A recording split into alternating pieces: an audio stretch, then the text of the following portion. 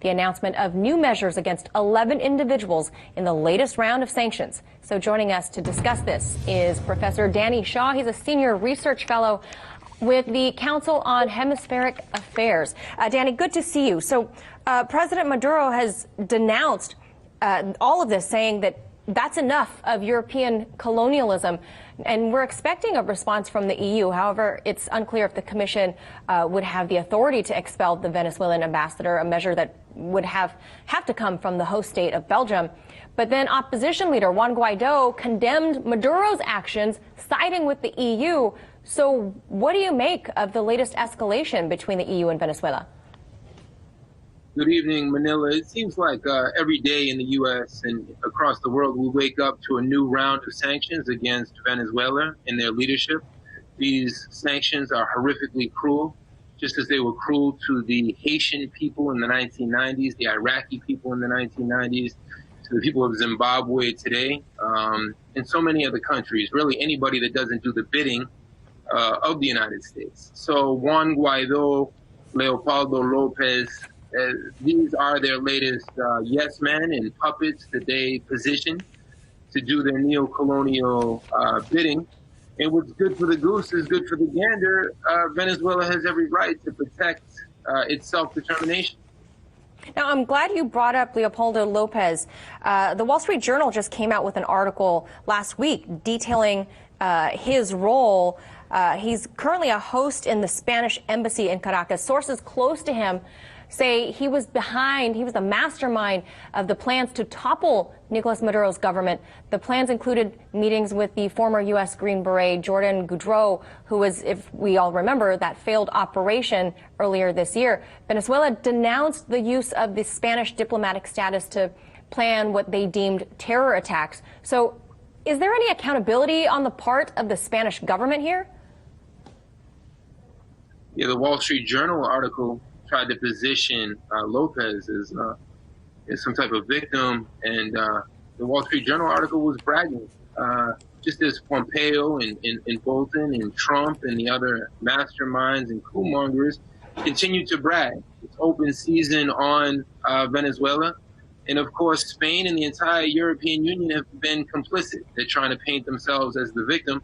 The true victim is the 30 million people of Venezuela. No people chooses to be a diaspora, but before COVID-19 hit, how many millions of Venezuelans, up to 3 million, were forced to leave and seek refuge in Peru and in Colombia. And that's another huge point of discussion. They critique Venezuela, they blockade Venezuela, they have the starvation campaign about Venezuela. Well, what about Colombia and Colombia's human rights violations? Yeah, absolutely. Good points.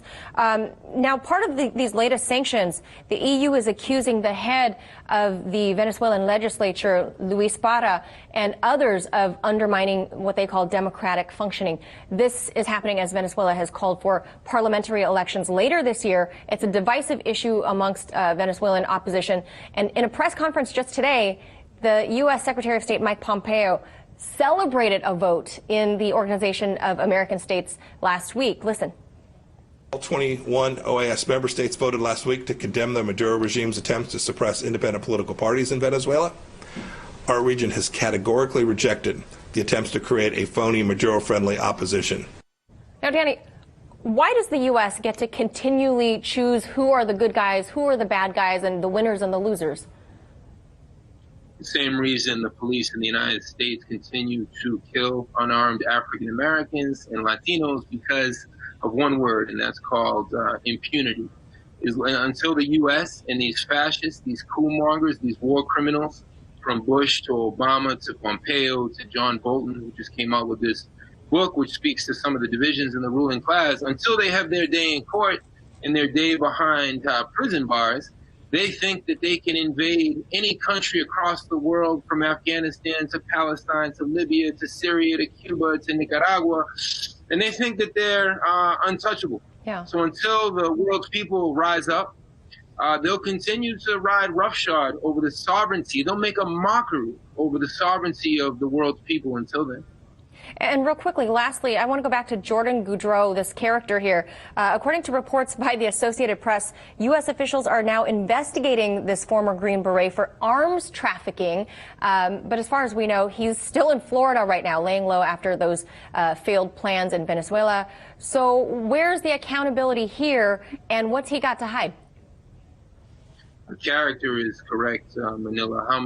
What a cast of characters and war criminals involved in this. And then the State Department and the Pentagon want to wipe their hands clean as if they had nothing to do with this when they've put $15 million bounty on the head of Nicolas Maduro, the democratically elected president of Venezuela, and $10 million on the heads of Diosdado Cabello and the other Bolivarian leadership. And of course, Venezuela's true crime, like Nicaragua, like Cuba, like Lula and Dilma Rousseff in Brazil before, like the re-emerging Argentina with Alberto Fernandez, their true crime, Evo Morales, Rafael Correa before, is being Bolivarian. So we don't believe for a second the hypocrisy soaked in blood of the Pompeos, the John Boltons, the Elliot Abrams, and these other veteran war criminals.